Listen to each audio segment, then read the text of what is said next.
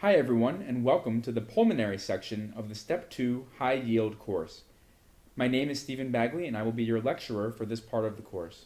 In this first lecture, we're going to cover asthma, and we're going to discuss everything you need to know about asthma to score highly on the Step 2 exam. To begin, let's discuss the definition of asthma, which is sometimes referred to as reactive airway disease. Asthma is an abnormal bronchoconstriction of the airways. However, there are multiple other diseases that can cause abnormal bronchoconstriction of the airways. So what is it that differentiates asthma from the others? The answer is that asthma is characterized by reversible airway obstruction, which is secondary to bronchial smooth muscle hyperactivity. This reversible component of the airway obstruction is diagnostic of asthma as opposed to some other obstructive disease of the lung. However, there are several other components to asthma in addition to this reversible airway obstruction from the smooth muscle hyperactivity. These include airway inflammation, mucus plugging, as well as actual hypertrophy of the bronchial smooth muscle. As you might imagine, if all of these processes are going on over a number of years, it can actually lead to a chronic and irreversible airway obstruction. And in this chronic situation, asthma can be quite difficult to differentiate from other obstructive diseases of the lung. Overall, asthma is extremely common in our population. The etiology remains pretty much unknown, but there are some associations with atopic disorders as well as obesity. It is important for you to remember on Step 2 that the prevalence, incidence, and hospitalization rates of asthma are increasing in our population. While the underlying etiology of asthma remains unclear, there are several causes of acute exacerbations of asthma with which we are more familiar. The first of these are allergens, such as pollen, dust mites, cockroaches, and cat dander. Infection, most notably a viral upper respiratory infection. Changes in weather, especially cold air. Exercise, catamenial or related to the menstrual cycle. And a number of drugs, including aspirin, NSAIDs, beta blockers, and tobacco smoke. For Step 2, the two drugs you should be most familiar with are aspirin and beta blockers. Firstly, aspirin can cause an exacerbation of asthma by decreasing the production of prostaglandins in the lung, which leads to increasing rates of bronchoconstriction. With regard to beta blockers, as you know, beta blockers are primarily used for their effects on the beta-1 receptor in the heart, and by blocking the beta-1 receptor, you can cause a decrease in contraction of the muscle in the heart and a decrease in the heart rate. However, there is some cross-reactivity with the beta-2 receptor, and when you block the beta-2 receptor in the lung, you can cause bronchoconstriction. GERD, or gastroesophageal reflux disease, is another cause of an acute exacerbation of asthma, and this is often better controlled in these patients when you start them on a proton pump inhibitor, and you can sometimes see their asthma symptoms improve as you treat their GERD. In terms of clinical presentation, asthma most often presents with wheezing, a high-pitched whistling noise heard throughout the lung fields on physical examination. Acute onset dyspnea and cough are also very common presenting symptoms of an asthma flare. Some patients will complain of chest tightness or a sensation that they cannot fully expand the chest wall, while still others may have increased sputum production, which is quite common in an asthma flare. Fever is only present sometimes, and most commonly is there when there is a viral upper respiratory infection as the cause of the asthma exacerbation. Remember, all that wheezes is not asthma. In particular, congestive heart failure can sometimes cause wheezing, and a CHF exacerbation is going to be treated very differently from an asthma flare. So it's important to remember that when you hear wheezing, your differential diagnosis must include asthma as well as other disorders such as CHF. Now, let's take a moment to think about some ways that asthma can be tested on Step 2. One way is that they'll ask you for certain signs, either by history or on physical exam, that are very characteristic of an asthmatic patient. Here are some good examples. Symptoms worse at night, nasal polyps, eczema or atopic dermatitis on physical exam, increased length of expiratory phase of respiration. What we mean by this is that the I to E ratio, or the inspiratory time to expiratory time, decreases. Normally, this ratio is 1 to 2. For every 1 second spent on inspiration, 2 seconds are spent on expiration. In a severe flare of asthma, this ratio is going to decrease because patients will have a hard time expiring air secondary to their severe airflow obstruction. Increased use of accessory respiratory muscles, such as the intercostals, hyperresonance to percussion, or sometimes even a pulsus paradoxus can be seen on physical exam. Sometimes on step 2, the presentation of the patient may be quite obvious and may be classic for an asthma exacerbation. However, they may ask you what the best initial test is that you should perform. The answer to this question on step 2 is based on the severity of the patient's presentation. Most commonly on step 2, your patient is going to be in somewhat of a severe asthma exacerbation, as evidenced by severe dyspnea, cough, and wheezing. In this case of a severe flare, the best initial test in an acute exacerbation is going to be an ABG and or a peak expiratory flow. And if given the choice between the two, an ABG would be the ideal test. In the situation of a mild early exacerbation, the ABG may show some mild hypoxia and a respiratory alkalosis, as evidenced by a mildly elevated pH and a mildly decreased carbon dioxide level.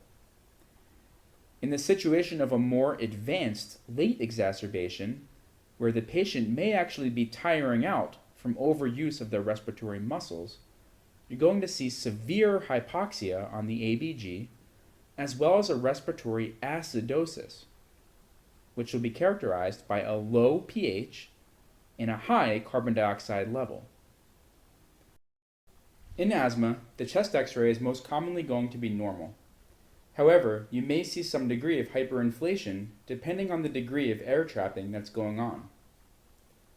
However, the chest X-ray is most useful for excluding other disease processes that may be going on instead of or in addition to the asthma flare.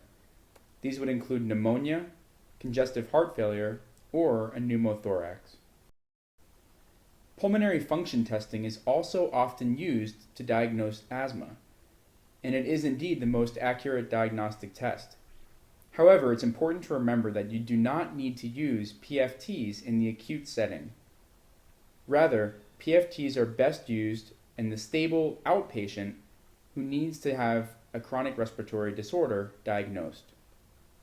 In order to understand PFTs, you really have to understand lung volumes. So let's spend a minute discussing those in further detail. In order to understand pulmonary function testing, it is critically important to understand the various lung volumes tested on step 2, as well as the terminology associated with these. The first term to be familiar with is the tidal volume, and this is simply the volume of air that is breathed in and out during the normal resting respiratory cycle. You can see on your screen the small oscillations in the center representing the resting tidal volume. The next is the inspiratory reserve volume, or the IRV. This volume represents the amount of air that can be inspired on top of the normal resting tidal volume. This, you can imagine, is if you're breathing normally, and then at the peak of inspiration, you continue to inspire to your very, very maximum intake. That total volume that you just inspired on top of your resting tidal volume is the inspiratory reserve volume. As you'll see, the terminology given to these different volumes makes sense if you think about what each word actually means. Next, we have the expiratory reserve volume. Just like its cousin, the inspiratory reserve volume, this is a reserve volume, meaning that it's an extra amount of volume on top of your resting tidal volume. Only this time, we're talking about the extra expired air rather than the extra inspired air. So to visualize or conceptualize the ERV, think about a person who's taking in normal resting tidal volumes at rest, and then at the end of their normal expiration, they continue to expire all the way down to the maximum so that all of the air that they're able to expire out of their lungs is out. The expiratory reserve volume represents the amount of extra air that was expired after the patient expired their normal resting tidal volume. Next, we have the residual volume. This represents a certain amount of air that will always be within your respiratory tree no matter how hard you expire. Even when a human being voluntarily expires to their maximum, they are unable to get all of the air out of their lungs. That little bit that remains that can never be expired is the residual volume. Next, we have the inspiratory capacity. This one's simple. It's just the inspiratory reserve volume, which we already discussed, added onto the resting tidal volume inspiration. Then we have the FRC, or the functional residual capacity. And this is going to be a sum of the expiratory reserve volume plus the residual volume. The best way to conceptualize the functional residual capacity is to think about a person resting at their normal tidal volumes, just breathing in and out comfortably, and then again at the end of expiration, they expire all the way out to reach their expiratory reserve volume, but then you add on that little bit of volume that can never be expired from the lungs, the residual volume. Those two combined together equals the functional residual capacity. Then we have the vital capacity of the lung. The vital capacity is simply all of the air that a person has voluntary control over. The best way I like to think about this is the total lung capacity, so the entire volume of air that could possibly be inside a lung, and simply subtract out the residual volume, or that little bit that can never be expired out of the lung. And if you take that total lung capacity and you subtract the residual volume, you're going to have the value that is equal to the vital capacity. Then lastly, we have the total lung capacity, which is pretty self-explanatory, and is simply the total volume of air within the human lung. The pulmonary function tests in asthma show the following. Firstly, there is evidence of obstruction, which is defined as a decrease in the FEV1, which is the forced expiratory volume in 1 second, and a decrease in the FVC, which is the forced vital capacity. And that's the total amount of air that someone is able to expire when they're forcing it out of their lungs, regardless of how long it takes to do so. Obstruction, however, is truly defined by a decrease in the FEV1 to FVC ratio. In other words, the FEV1, or the forced expiratory volume in 1 second, decreases much more than the FVC. There is also hyperinflation and air trapping. Hyperinflation is defined as an increase in the total lung capacity, while air trapping is defined as an increase in the residual volume, which, if you look back at the last slide, talked about residual volume as that remaining volume in the lungs that cannot be expired regardless of how much force is given to expiration. There is also evidence of reversibility on the PFTs. Namely, when you administer albuterol or another beta agonist to the patient, you're going to see an increase in the FEV1 of greater than or equal to about 12%, and that is defined as reversibility, which is a cardinal trait of an asthmatic. And lastly, you can also see evidence of bronchial hyperresponsiveness. This is when you administer a cholinergic agent, such as methacholine, which is going to cause some degree of bronchoconstriction. In somebody with hyperactive airways, like an asthmatic, you're going to see a very large decrease in the FEV1. And it's actually going to drop by about 20% of their baseline, and that defines bronchial hyperresponsiveness. At this point, let's pause for a practice question, which is pretty typical of what you might see on step 2.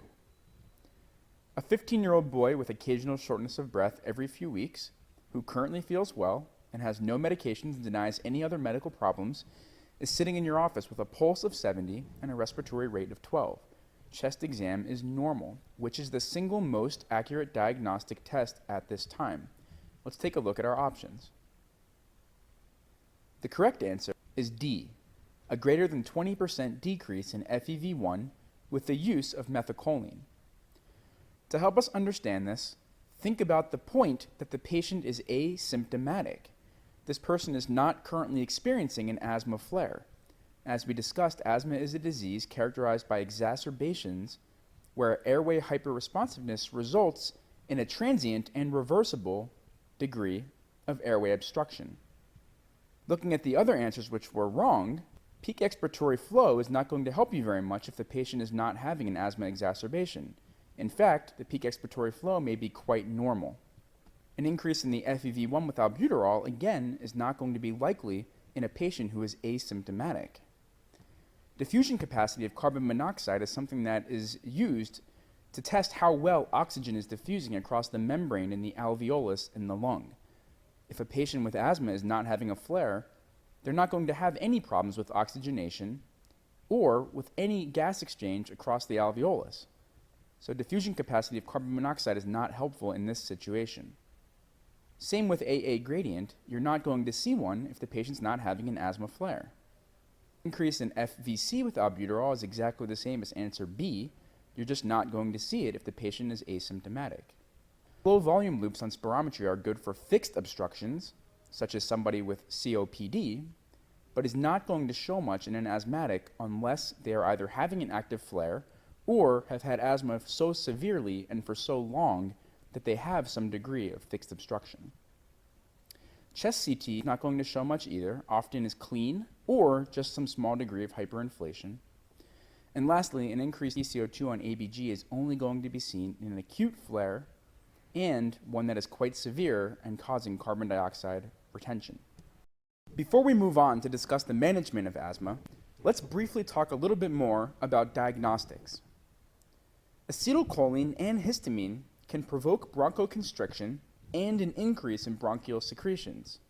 Therefore, anything that mimics these two types of molecules can actually be used to diagnose asthma.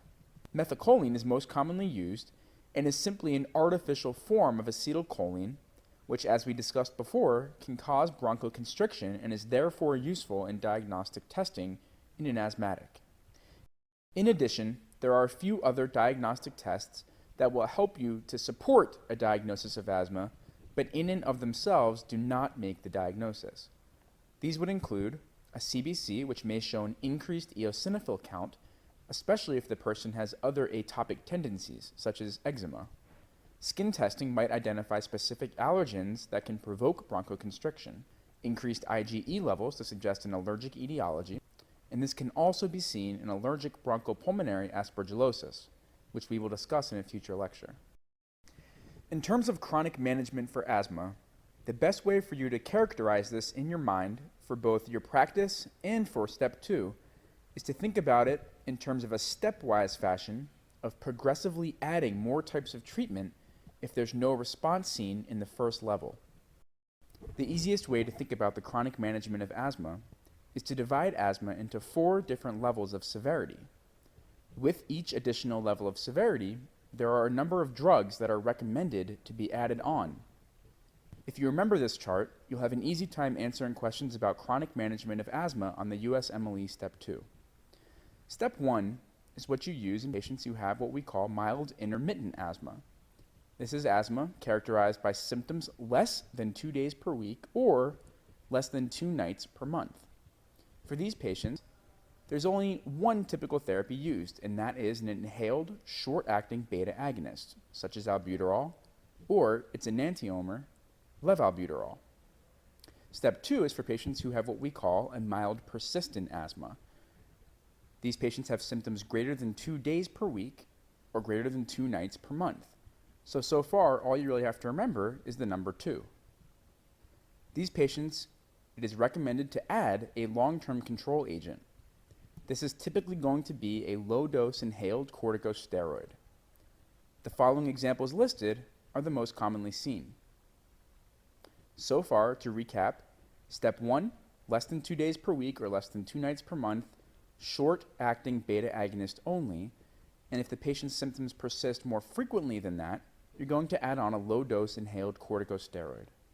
Step 3 is reserved for patients who have what we call moderate persistent asthma.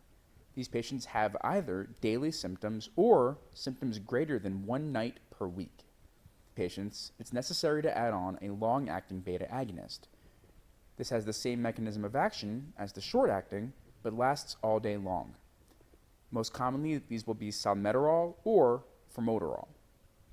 Lastly, step 4, being the most severe, are the severe persistent patients. These patients have continual and frequent symptoms, despite all of the therapies already mentioned. For these patients, we increase the dose of the inhaled corticosteroid to the maximum dose, and we use one of these long-acting beta agonists and short-acting beta agonist as needed. On the USMLE Step 2, some commonly tested adverse effects of inhaled steroids include dysphonia and oral candidiasis. Some other long-term control agents that we use include cromolyn, which inhibits mast cells from releasing mediators such as histamine or other contents that result in bronchoconstriction. This is most useful for exercise-induced asthma. In addition, theophylline is sometimes used. This is a phosphodiesterase inhibitor, and by inhibiting phosphodiesterase, you increase levels of cyclic AMP in the lungs, and therefore can increase the degree of bronchorelaxation. However, theophylline has known cardio and neurotoxicity, both of which can be tested on the USMLE Step 2. Leukotriene modifiers, including montelukast, zafrelukast, or xyluton, are best for atopic patients. However, you have to remember that zafrelukast in particular does carry hepatotoxicity and has been associated with the development of Churg-Strauss syndrome, which we will discuss in a future lecture. In terms of the management of an acute exacerbation, things are slightly different. The first step, as we said before, is to determine the severity of the asthma exacerbation. If you recall to an earlier slide, this includes a decreased peak expiratory flow and an ABG showing evidence of increased AA gradient, meaning that the patient is not oxygenating well, or evidence of carbon dioxide retention, meaning that the patient's respiratory muscles are no longer able to compensate for the degree of respiratory distress that the patient is in. Either one of those on an ABG is evidence of a severe asthma flare. Remember, peak expiratory flow is basically an approximation of the forced vital capacity. So if you see a patient who has severely decreased peak expiratory flow, you can assume that they're not able to get much air out of their lungs. The degree of obstruction is quite severe. There really isn't any precise normal value for the peak expiratory flow. You have to remember that it's based predominantly on height and age and not the patient's weight. It's used in an acute assessment by basically seeing how different this number is compared to the patient's known baseline when the patient is stable and not having an asthma flare. The very first step in the management of an acute exacerbation of asthma is to add on oxygen. As simple as this might seem, Step 2 often likes to test the initial step in an unstable patient. You always have to remember your ABCs, airway, breathing, and circulation. Therefore, in an unstable asthmatic, the first step will be to put oxygen on the patient. Albuterol is then given, often in the form of nebulization, in order to ensure adequate delivery to the lungs. Sometimes inhaled anticholinergic agents, such as ipratropium, are also given, again, in effort to decrease the amount of bronchoconstriction contributing to the asthma flare. Corticosteroids are also the mainstay of treatment in an acute asthma exacerbation. These need about 4 to 6 hours to begin to work, so they must be administered immediately. Whether you give them orally or intravenously does not make a difference, but they must be given immediately. Epinephrine injections are no more effective than albuterol and actually have more systemic adverse effects So in the adult asthmatic patient, we typically do not give epinephrine for an acute flare. As mentioned on the last slide, anticholinergic agents are sometimes used in the setting of an acute asthma flare. However, it is worth noting that really no large trials have ever demonstrated that either ipratropium or its long-acting version, tiotropium, have been particularly useful in the role of asthma management. However, because these drugs do work well for other obstructive lung diseases, and because their mechanism seems to make sense to treat an asthma flare, we do often use them. Ipratropium is the one of choice. However, it does not work quite as rapidly as albuterol. And again, epinephrine is rarely used in the adult asthmatic patient and is really only a drug of very last resort. Sometimes, the role of magnesium is brought into question for an acute asthma flare. It does have some modest effect on bronchodilation. However, it is not nearly as effective as albuterol, ipratropium, or steroids. However, with some degree of help, it is sometimes worth giving. It does help with bronchospasm, and it's used only in the acute severe asthma flare that's not responsive to several rounds of albuterol, and while you're waiting those 4 to 6 hours for the steroids to take effect. For some patients, in particular those with severe persistent asthma, they can end up on chronic systemic steroids for very long periods of time throughout their life. It's worth noting the adverse effects of chronic systemic steroids in these patients so that we can avoid giving them unless absolutely necessary. Osteoporosis, cataracts, adrenal suppression and fat redistribution, in particular you see fat in the abdominal distribution, hyperlipidemia, hyperglycemia, acne and hirsutism, particularly in women, thinning of the skin, striae, and easy bruising are also chronic effects of systemic corticosteroids. While we already touched briefly on the adverse effects of high-dose inhaled steroids, it is worth noting that these rarely lead to those same adverse effects associated with prednisone or systemic steroids. Remember, inhaled steroids are only likely to cause some thrush or oral candidiasis or some dysphonia. They're not going to cause the previously noted side effects of systemic corticosteroids. At this point, let's pause again for another practice question. Here, we have a 47-year-old man with a history of asthma coming into the emergency room with several days of increasing shortness of breath, cough, and sputum production. The respiratory rate is 34, and he has diffuse expiratory wheezing and a prolonged expiratory phase on physical examination. Which would you use as the best indication of the severity of his asthma?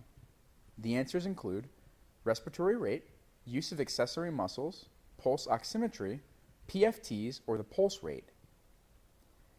In this case, the correct answer is A, the respiratory rate. A normal respiratory rate is 10 to 16 times per minute.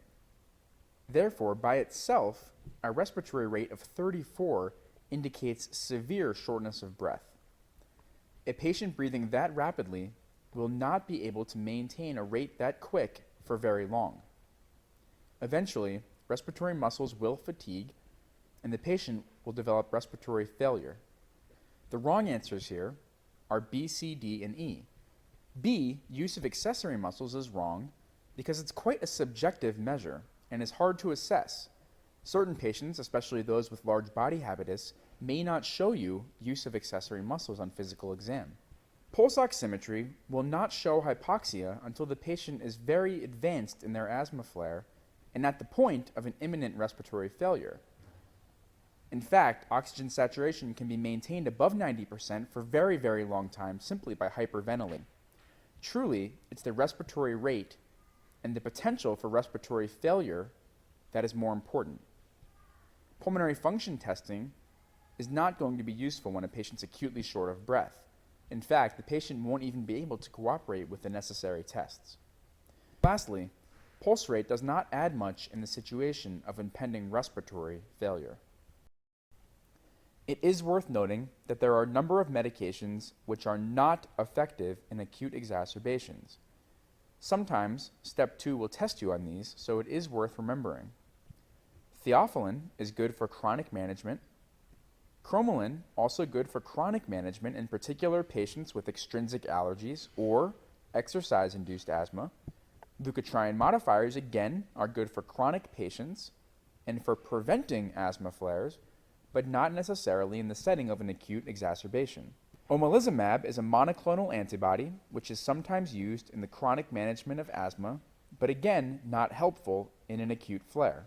Lastly, salmeterol, which we already mentioned, is a long-acting beta agonist.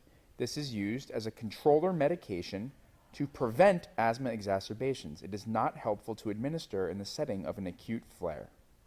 If the patient does not have a response to your initial therapies, or if they develop a respiratory acidosis on their ABG, the correct answer is going to be endotracheal intubation and mechanical ventilation.